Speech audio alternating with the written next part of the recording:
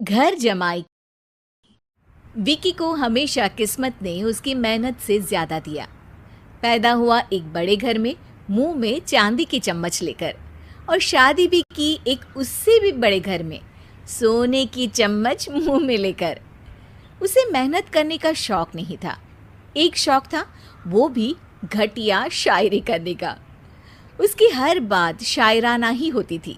जैसे कि एक दिन, दूर से देखा तो चांद पे दाग था, दूर से देखा तो चांद पे दाग था, पास से देखा साबुन का छाग था। ठोको ताली। अरे ऐसी शायरी करोगे तो ताली तो पता नहीं, कोई तुमको ही ठोक देगा।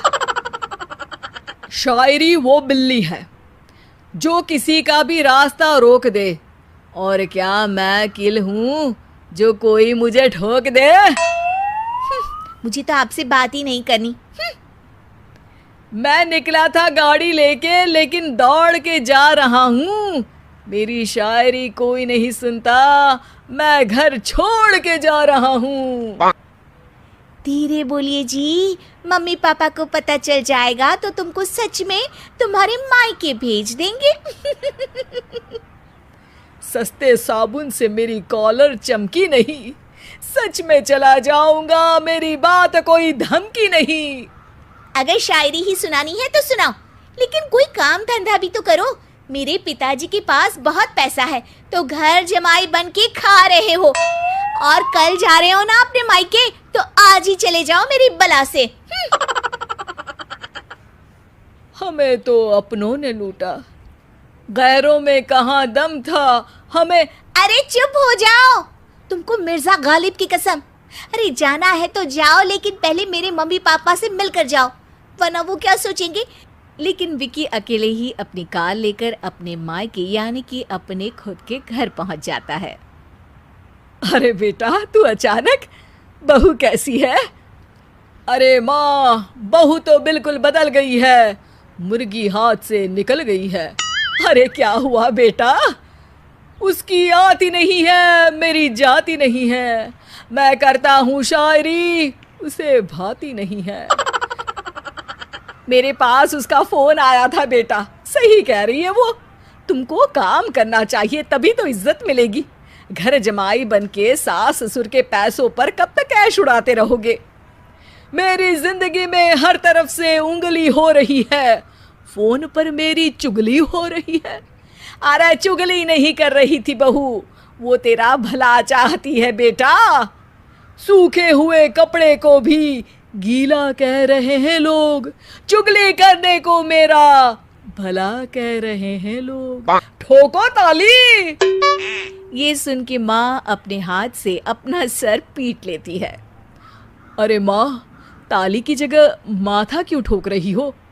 बेटा तू ना आराम कर, तेरे पिताजी भी आने वाले हैं, खाना लगा देती हूँ। विकी अपने घर भी दिन भर टीवी देखता है, तरह तरह का खाना खाता है, दोपहर तक सोता है, चाय पीता है, वीडियो गेम खेलता है, बस काम करने नहीं जाता।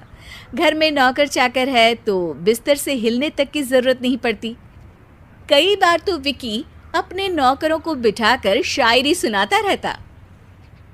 कब जाओगे बेटा? अरे कैसी बात कर रहे हैं डैडी, क्या आप मेरे फादर नहीं? आप मुझे भगाना चाहते हैं क्या? ये मेरा घर नहीं। अरे नहीं बेटा, तुम्हारा ही घर है। हम तो चाहते थे कि तुम यहीं रहो और मेरा काम आगे बढ़ाओ, लेकिन तुम ही चले गए घर जमाई बनने। अरे मेहनत तो गधे भी करते हैं, मैं अच्छी किस्मत लेके पैदा हुआ हूँ, मैं घर जमाई हूँ, ससुराल का फूल गेंदा हुआ हूँ। ठोको ताली। पिताजी और माँ सच में ताली बजा देते हैं। ऐसा पहली बार होता है जब विकी की शायरी पर किसी ने ताली बजाई हो।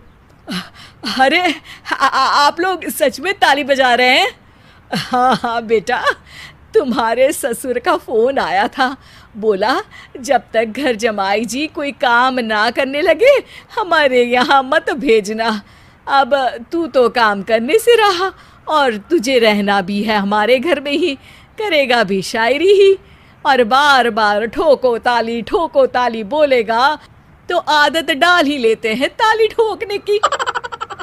विकी उसी वक्त खड़ा होता है और बहुत गुस्से में सीधे ससुराल के लिए निकल जाता है। फिर से आ गए? लेकिन सुमन को देखते ही विकी पिघल जाता है। अब सुमन, आई एम सॉरी, आज से ना मैं सिर्फ शायरी ही नहीं बल्कि काम भी करूँगा। तुम अपने ऑफिस में बात कर लेना, कोई भी मेहनत का काम कर लूँगा। मैं घर जमाई बन के रहूँगा लेकिन काम करूँगा और इज्जत से रहूँगा। मतलब सिर्फ तुम नहीं आए हो, तुम्हारे साथ तुम्हें अकल भी आ गई है। मैं अपने कारखाने का मैनेजर बनाता हूँ तुमको, कल से मेरे साथ चलना वहाँ। थैंक यू ससुर जी।